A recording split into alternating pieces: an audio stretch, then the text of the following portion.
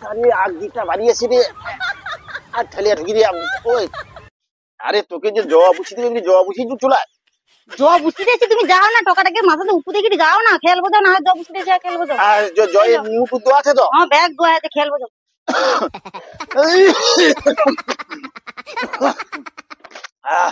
আরে জটা এই তো জটা বুঝছি রে।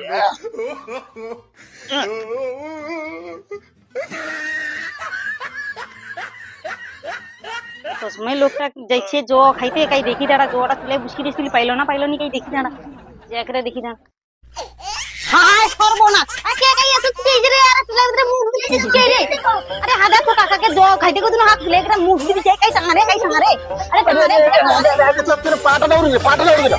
কি যা করে তো চুলা ভিতরে তোমার মুখ ঢুকেলো। আরে মুখটা না জটা উষ্ণ গরম আছে, তার জন্য আমি মাথাটা ঢুকি জটা খাই দিলি। ওরকুমি লোক জ খায়, তুমি কি ওরকুমি জ খাওয়া শিখছো? আজকাল গরু কিরকম জ খায়? ওরকুমি? হ্যাঁ গরু ওরকম মুখ টুক ওটা তো আমি মনে করছি চুলে একরা মুখ ঢুকে দিছো। না আমি সে গরুর মতন ইয়ে কি জ খাবা জ খাই দি। হ্যাঁ লোক খাইতে রাতে মরে যাবি। হ্যাঁ কাশিটা কমছে মনে হয়।